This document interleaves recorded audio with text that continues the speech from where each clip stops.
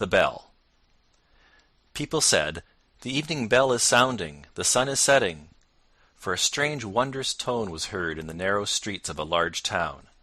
It was like the sound of a church bell, but it was only heard for a moment, for the rolling of the carriages and the voices of the multitude made too great a noise. Those persons who were walking outside the town, where the houses were farther apart, with gardens or little fields between them, could see the evening sky still better, and heard the sound of the bell much more distinctly. It was as if the tones came from a church in the still forest. People looked thitherward, and felt their minds attuned most solemnly. A long time passed, and people said to each other, "I wonder if there is a church out in the wood. The bell has a tone that is wondrous sweet. Let us stroll thither and examine the matter nearer." And the rich people drove out, and the poor walked, but the way seemed strangely long to them, and when they came to a clump of willows which grew on the skirts of the forest, they sat down, and looked up at the long branches, and fancied they were now in the depth of the green wood. The confectioner of the town came out, and set up his booth there, and soon after came another confectioner, who hung a bell over his stand, as a sign or ornament, but it had no clapper, and it was tarred over to preserve it from the rain. When all the people returned home, they said it had been very romantic, and that it was quite a different sort of thing to a picnic or tea party. There were 3 persons who asserted they had penetrated to the end of the forest, and that they had always heard the wondrous sounds of the bell, but it had seemed to them as if it had come from the town. One wrote a poem about it, and said the bell sounded like the voice of a mother to a good dear child, and that no melody was sweeter than the tones of the bell. The king of the country was also observant of it, and vowed that he who could discover whence the sounds proceeded should have the title of universal bell ringer, even if it were not really a bell. Many persons now went to the wood for the sake of getting the place, but only one returned with a sort of explanation, for nobody went far enough, that one not further than the others. However, he said that the sound proceeded from a very large owl in a hollow tree, a sort of learned owl, that continually knocked its head against the branches.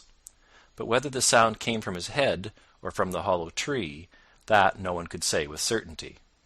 So now he got the place of universal bell ringer, and wrote yearly a short treatise on the owl, but everybody was just as wise as before. It was the day of confirmation. The clergyman had spoken so touchingly, the children who were confirmed had been greatly moved. It was an eventful day for them. From children they became all at once grown-up persons. It was as if their infant souls were now to fly all at once into persons with more understanding. The sun was shining gloriously. The children that had been confirmed went out of the town, and from the wood was borne towards them the sounds of the unknown bell with wonderful distinctness. They all immediately felt a wish to go thither, all except 3. One of them had to go home to try on a ball dress, for it was just the dress and the ball which had caused her to be confirmed this time, for otherwise she would not have come. The other was a poor boy who had borrowed his coat and boots to be confirmed in from the innkeeper's son, and he was to give them back by a certain hour.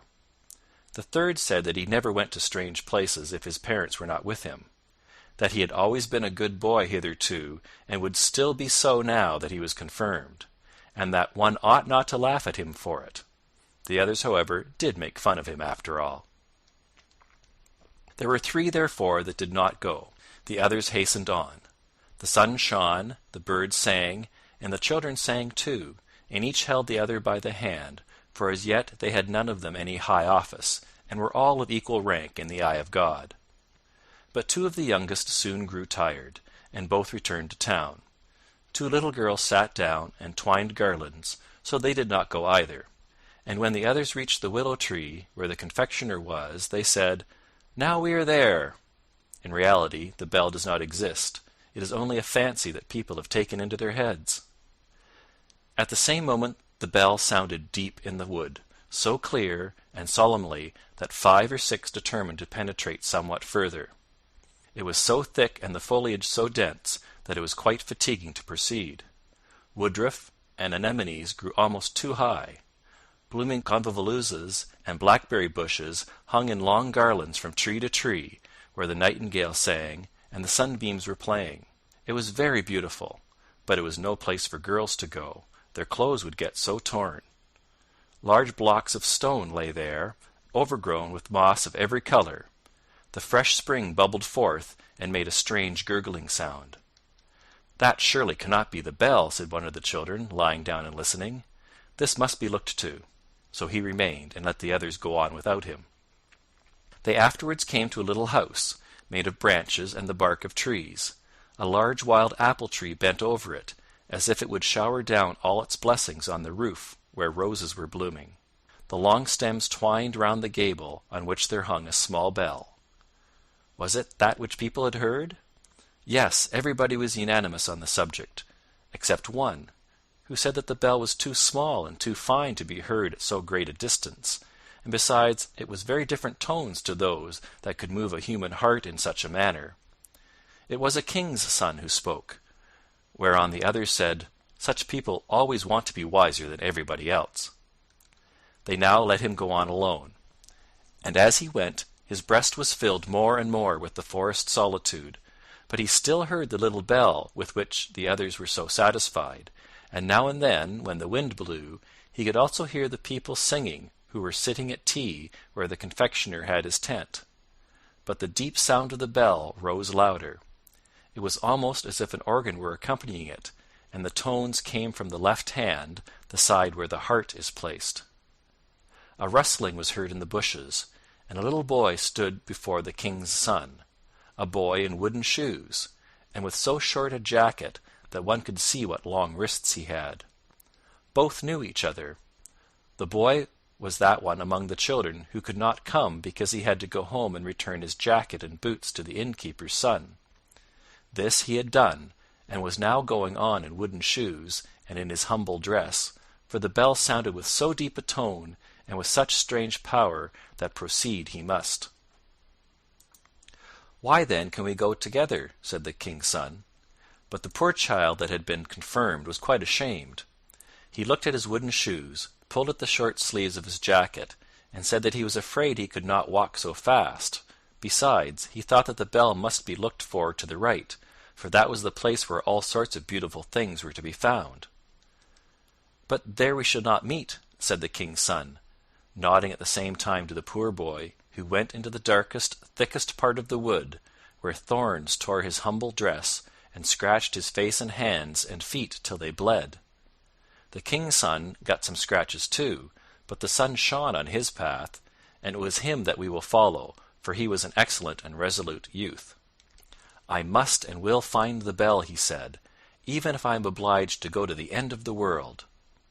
The ugly apes sat upon the trees and grinned. "Shall we thrash him?" they said. "Shall we thrash him? He is the son of a king." But on he went, without being disheartened, deeper and deeper into the wood, where the most wonderful flowers were growing. There stood white lilies with blood-red stamina, sky-blue tulips, which shone as they waved in the winds, and apple trees, the apples of which looked exactly like large soap bubbles. So only think how the trees must have sparkled in that sunshine.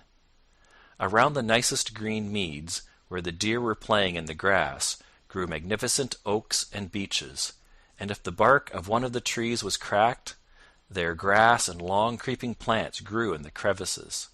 And there were large calm lakes there too, in which white swans were swimming, and beat the air with their wings. The king's son often stood still and listened.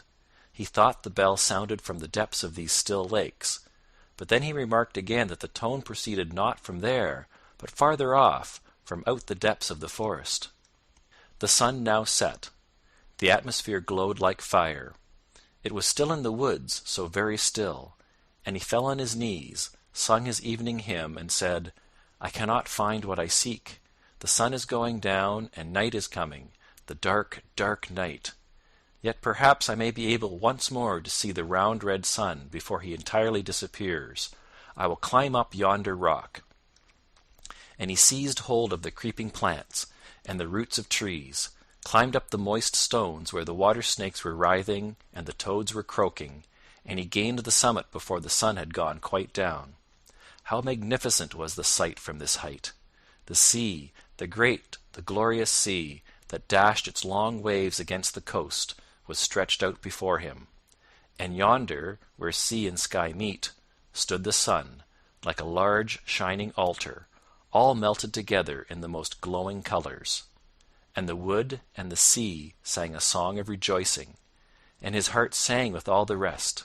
All nature was a vast holy church in which the trees and the buoyant clouds were the pillars, flowers and grass the velvet carpeting, and heaven itself the large cupola. The red colours above faded away as the sun vanished, but 1,000,000 stars were lighted, 1,000,000 lamps shone, and the king's son spread out his arms towards heaven, and wood and sea. When at the same moment, coming by a path to the right, appeared, in his wooden shoes and jacket, the poor boy who had been confirmed with him. He had followed his own path, and had reached the spot just as soon as the son of the king had done. They ran towards each other and stood together hand in hand in the vast church of nature and of poetry, while over them sounded the invisible holy bell. Blessed spirits floated around them and lifted up their voices in a rejoicing hallelujah. End of The Bell.